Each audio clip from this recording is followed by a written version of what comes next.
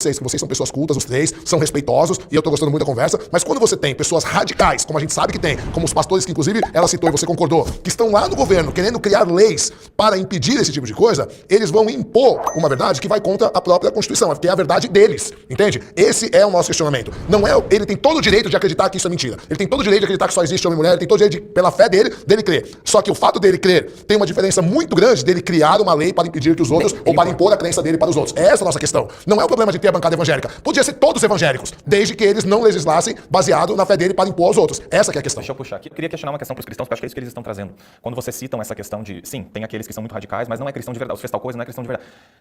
Quem pontua isso? Isso não é uma relativização do cristianismo? Então, não é porque o que acontece? Sobre a questão biológica, como não é o assunto, eu teria que ter estudado os dados, mas muitos cientistas, especialistas, têm um pensamento antagônico. Quando vocês falam que é um pensamento unânime, não é porque tem, você vê pessoas que discordam biologicamente do pensamento da Michelle. Discordar não é estudo, a gente está apresentando então, estudos. mas é porque os que discordam vão apresentar estudos também. Vamos falar da legislação. Sim. Então, mas só deixando claro, porque senão vai parecer que fica como se eu fiquei sem resposta, mas eu tô... Agora, da relativização, repete, por favor. Eu perguntei que esse argumento, mas ele não é cristão de verdade, mas sim. Cristão, então, quem define? Foi como eu tinha falado pra Michelle. A Michelle falou, eu não consigo definir como... Consegue.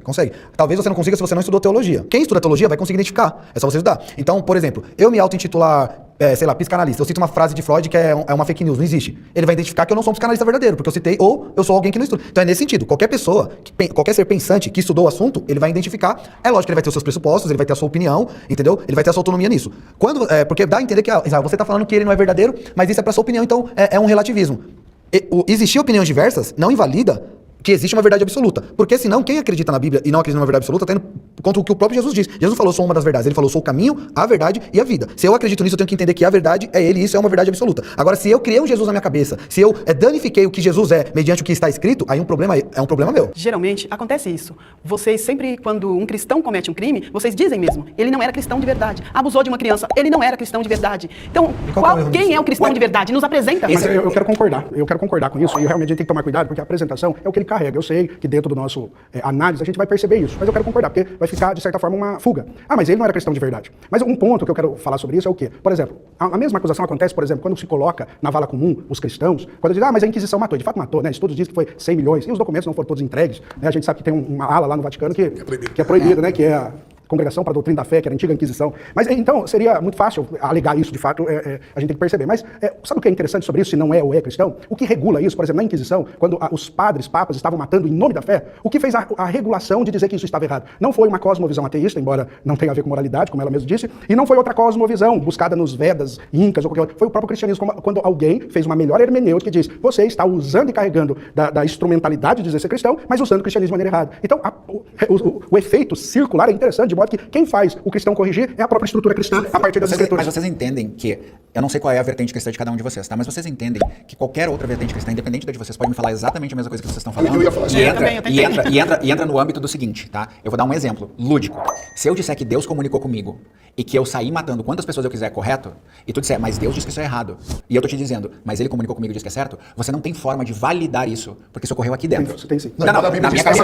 Ele está certo, porque Deus mandou matar muito na Bíblia. Não, mas é uma pergunta que você fez. Quer pegar o texto do Velho Testamento e jogar, né? Não, isso tem Entenda validação. o comentário da Michelle, vamos pro Michel daí. Tem validação. Entenda que você não tem como validar o que ocorreu na minha cabeça. Como? Eu falei do seguinte, o cristianismo, ele não é a religião do coração, ele é a religião do livro. Isto é, o que valida... Não, o que valida... Não, foi sim, eu vou explicar por quê. O que valida o seu pensamento, de nome de Cristo, primeiro, o cristianismo é estilo de vida? Sim, mas o cristianismo é Cristo. E o que valida isso, quando você diz assim, olha, Deus falou que eu devo matar. E aí eu olho para a Bíblia e digo assim, então, está errado o seu pensamento. Por que você presumiu Deus cristão se eu só falei Deus? Não, eu presumo a partir do texto. Mas só um pouquinho, Pessoal, vamos pro Michel, faz tempo que a gente não escuta. Depois o Michel precisa fazer só uma dentro da fala dele. Vai ficar mal educado, o cara vai ser elegante. Ele é elegante. A questão de você fazer a distinção entre o cristão verdadeiro e o cristão que não corresponde com aquilo que ele adota como crença, é fácil perceber até entre quem não professa nenhuma fé. A conduta dele não é um terno que afirma que ele é um cristão.